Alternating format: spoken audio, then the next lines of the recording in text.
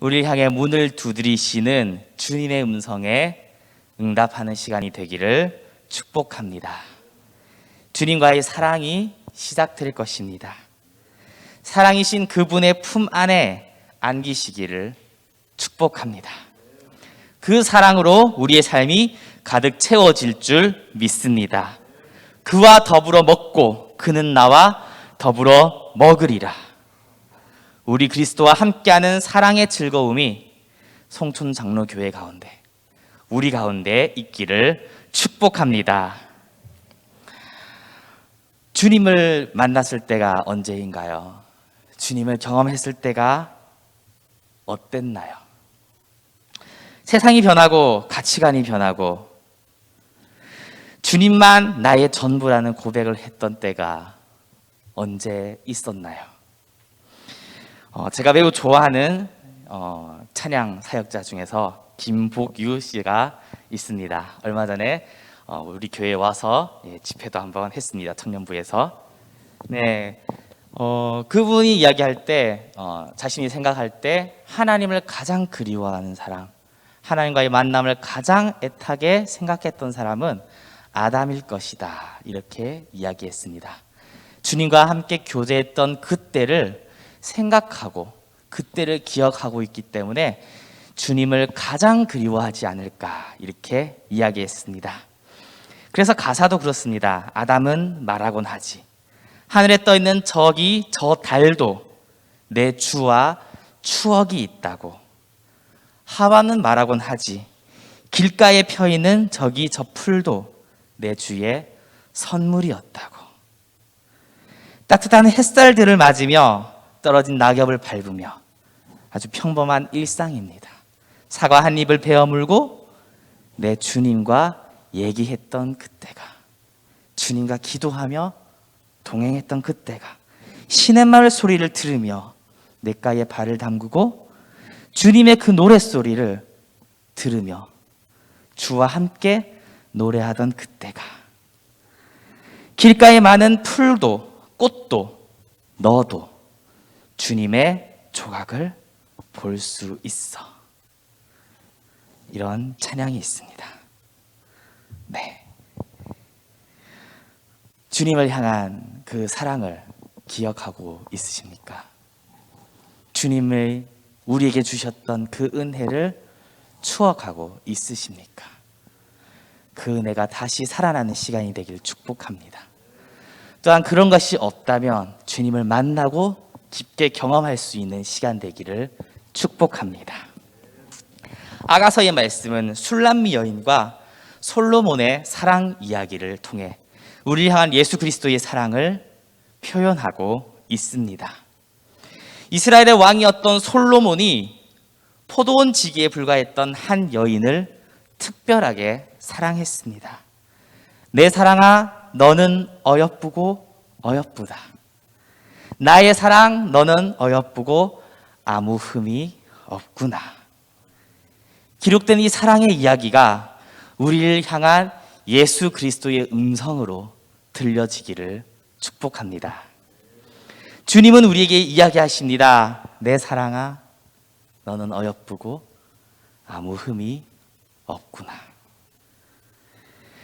이 사랑에 참여하는 우리가 되기를 소망합니다. 주님이 우리를 부르신 것은 교제하고 사랑하기 위해서입니다.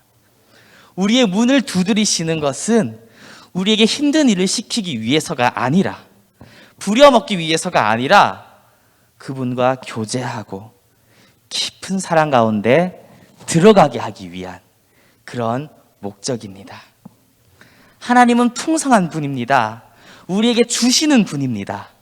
다른 신들은, 이방 신들은 사람이 바치는 재물을 먹고 사람에게서 무언가 자신의 이득을 챙기지만, 하나님은 우리에게 풍성하게 주시고 더욱 주시기 위해 우리를 부르셨습니다. 하나님은 그런 분입니다. 너무 좋은 분입니다. 그분께는 부족한 것이 없습니다. 그 풍성함을 우리와 나누기를 원하십니다. 그분의 풍성한 사랑을 나누어 주기 위해서 창조하셨고 영원한 생명을 우리와 함께 나누기 위해서 부르셨습니다. 우리를 부르시고 우리를 다듬어 가시고 우리에게 사명을 주시고 주의 일을 하도록 하시는 이유가, 때로는 그 가운데 어려움이 있고 힘든 일도 있지만 이 모든 것을 통해서 그분의 사랑에 더 깊게 들어가게 하기 위해, 그 영원한 생명을 누리게 하기 위해서 우리에게 베풀어 주시는 은혜입니다. 내가 문 밖에 서서 두드리노니 누구든지 내 음성을 듣고 문을 열면 내가 그에게로 들어가 그와 더불어 먹고 그는 나와 더불어 먹으리라.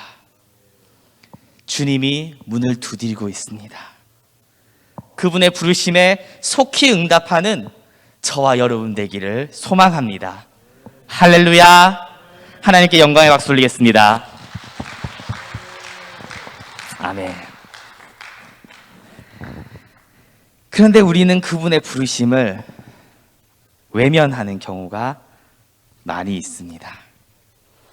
문을 두드리시는 그 음성에 응답하지 못하고 머뭇거립니다. 오늘 성경의 말씀에도 머뭇거리다가 그분을 놓쳐버립니다. 주님의 부르심에, 주님이 문을 두드릴 때 머뭇거리고 내 상황을 생각하고 나의 환경을 생각해서 내가 어떻게 갈 수 있을까 고민하다가 나중에 달려갔지만 이미 그곳에는 아무도 없었습니다. 사사기의 이야기처럼 하나님의 구원을 경험하지만 시간이 지나면 잊어버리고 하나님 외에 다른 것으로 즐거움을 찾고 하나님을 떠나갑니다. 이미 가지고 있던 옛 습성, 죄의 습성에서 벗어나지 못하고 다시 넘어지는 생활을 계속해서 반복합니다. 가나안에 들어가고도 옛 습성을 따라서 또 가나안에 있던 풍속을 따라 살았던 이스라엘 사람들처럼 하나님을 믿고 심지어 그 은혜를 경험한 다음에도 세상의 가치를 따라 살아가고 돈 때문에 울고 돈 때문에 웃습니다. 하나님의 나라 가치가 아니라 세상의 가치 있다 이야기하는 것을 위해서 살아갑니다. 하나님의 나라의 가치가 아니라 하나님 나라에도 가치 있어 보이지만 세상에도 가치 있는 그것을 위해서 살아갑니다. 하나님 나라를 위해 사는 것이 아니라 세상에서 나의 평안을 위해서, 나의 즐거움을 위해서, 우리가 평안하기 위해서, 내 자녀들이 잘 되기 위해서 살아갑니다. 겸사겸사 이왕이면 예수님도 믿지만 세상에서 성공도 하기 위해 믿음의 선택을 미루어 버립니다. 나의 미래의 안전을 위해서. 어느새 우리의 시선은 주님에게서 벗어나 세상을 향해 있게 됩니다. 그렇기 때문에 세상이 흔들리면 흔들리고 세상 때문에 힘들어하고 때로는 그것 때문에 즐거워합니다. 세상 일이 잘 되면 하나님께 감사하고 세상 일이 꼬이면 하나님을 원망합니다. 하나님 믿는데 왜 이럴까요? 믿는데 왜 이렇게 힘들까요? 하나님 나라의 가치가 아닌 세상의 가치를 두며 그렇게 우리가 살아갑니다. 아까 소개해드린 찬양의 후렴 부분이 그렇습니다. 그리워진다. 주님과의 추억들을 이야기를 한 다음에 아름다웠던 추억을 찬양하고 마지막에 하는 것이 이겁니다. 그리워진다. 그리워진다. 그리워진다. 지금은 없는 거예요. 세상의 눈이 돌아가고 어느새 무뎌져서 주님을 볼 수 없는 때가, 주님이 내게서 떠난 듯 보이는 때가 있습니다. 주님, 내 마음이 너무 둔해서 주님을 볼 수 없습니다. 이 땅에 속하여 이 땅만 보다가 주님 손을 놓쳤습니다. 어느 순간 주님이 보이지 않습니다. 그러나 그것을 모르고 똑같이 살아갑니다.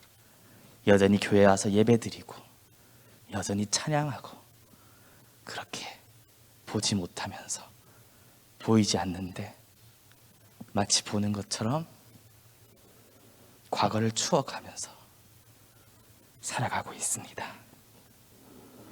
뒤늦게 주님을 찾으나 주님을 느낄 수 없는 때가 있습니다. 나의 게으름으로, 나태함으로, 또는 세상이 주는 잠깐의 즐거움으로 주님을 외면하고 그분은 언제나 함께 하신다고 하셨으니까, 나와 언제나 함께 하신다고 하셨으니까 내가 언제나 다른 일을 하다가 하고 싶은 것 다 하다가 필요할 때 부를 수 있다고 착각합니다.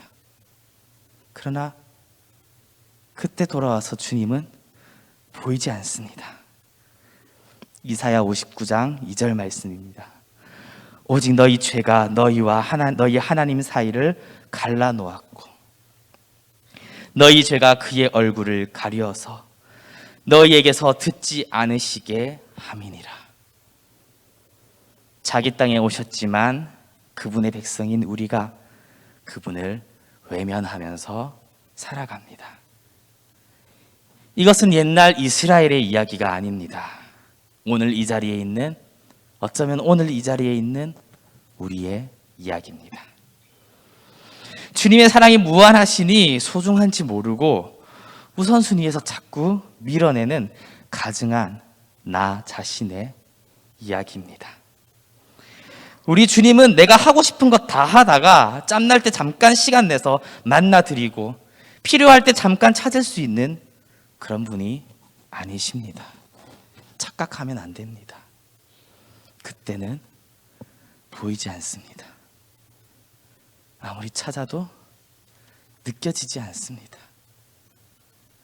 세상에 그 무엇보다 가장 귀하고 가장 소중하게 가장 먼저 찾아야 하는 분입니다. 먼저 찾아오셨지만 그렇다고 해서 항상 먼저 오게 내어버려 내팽개쳐 두면 안 되는 겁니다. 우리가 더욱더 찾고 갈구하고 애쓰고 그 관계를 유지하기 위해서 노력하고 애써야 하는 것입니다. 그분이 부를 때에 언제든지 응답할 수 있도록 항상 깨어 기도해야 합니다. 볼지어다 내가 문 밖에 서서 두드리노니 그분을 문 밖에 두지 마시기 바랍니다.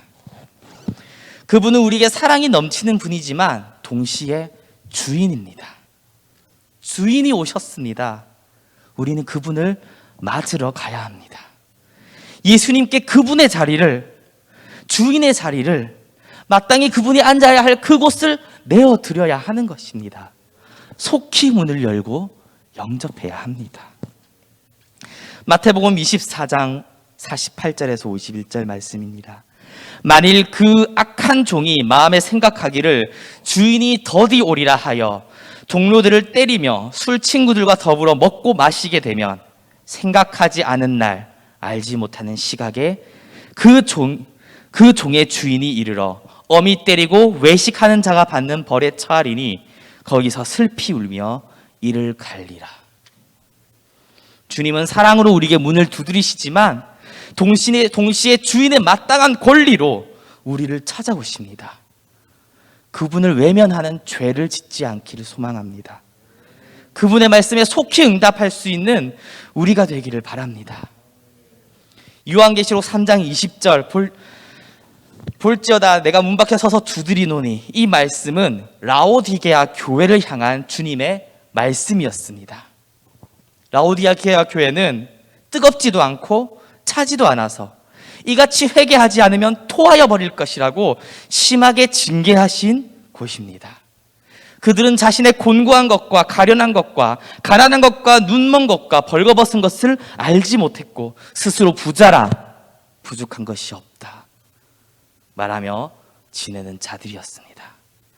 그러나 사랑하는 자를 책망하시는 주님께서 그들을 책망하시고 징계하며 회개하라 말씀하셨습니다. 무릇 내가 사랑하는 자를 책망하여 징계하노니 그러므로 내가 열심을 내라 회개하라. 볼지어다 내가 문 밖에 서서 두드리노니 누구든지 내 음성을 듣고 문을 열면 내가 그에게로 들어가 그와 더불어 먹고 그는 나와 더불어 먹으리라. 회개하라. 그 뒤에 오는 말씀이 문 밖에 서서 두드린다는 이 말씀입니다. 주님의 두드림은 회개를 촉구합니다. 회개하라. 문을 열라. 그러면 용서와 사랑의 교제를 나눌 것입니다. 그러나 회개하지 않고 외식하는 자에게는 심판으로 임하십니다. 뒤늦게 찾으나 찾을 수가 없습니다. 불러도 응답하지 않습니다. 아가서의 말씀을 다시 보겠습니다. 아가서 5장 7절의 말씀입니다. 성안을 순찰하는 자들이 나를 만나매 나를 쳐서 상하게 하였고 성벽을 파수하는 자들이 나의 겉옷을 벗겨 가져갔도다. 술람미 여인에게는 큰 핍박이 있었습니다. 순찰하는 자들에게 핍박을 당하고 수치를 당하게 되었습니다. 그녀를 핍박하는 자들은 도적이 아닙니다. 강도가 아닙니다. 순찰하던 자들이고 파수하던 자들입니다. 성을 지키는 자들이고 성의 치안을 담당하는 자들입니다. 우리를 지켜줘야 하는 자들에게서, 우리를 돕던 자들에게서 핍박과 수치를 당하게 되었습니다. 우리가 주님을 외면하며 살아갈 때, 그분의 사랑을 저버리며 살아갈 때 우리의 죄로 그분을 볼 수 없고 핍박과 수치를 당하게 됩니다. 비웃음거리가 될 것입니다. 내가 그를 찾아도 못 만났고 불러도 응답이 없었노라. 이 모든 것은 우리가 주님을 잊었기 때문입니다. 주님을 놓쳤기 때문입니다. 세상의 눈이 돌아간 것입니다. 술람미 여인은 순찰하는 자들에게 핍박을 당했다고 원망하지 않았습니다. 호소하지 않았습니다. 파수하는 자들에게 수치를 당했다고 원망하지 않았습니다. 분노하지 않았습니다. 아가서 5장 8절입니다. 예루살렘 딸들아, 너희에게 내가 부탁한다. 너희가 내 사랑하는 자를 만나거든 내가 사랑함으로 병이 났다고 하려무나. 사랑하기 때문에 병이 났다. 그녀에게 지금 당하는 핍박도 고난도 수치와 조롱은 아무런 문제가 되지 않았습니다. 내가 정말 사랑하는 그분을 볼 수 없다는 것, 그분을 잃었다는 그 슬픔에 호소합니다. 우리에게 이런 마음이 있었으면 좋겠습니다. 때로는 살다 보면 억울한 일이 생기고 고난이 생기고 핍박이 생기고 때로는 수치와 조롱을 당할 수 있는데 그게 중요한 게 아니라 내가 지금 주님을 잃었구나. 내 눈에 지금 주님이 보이지 않구나.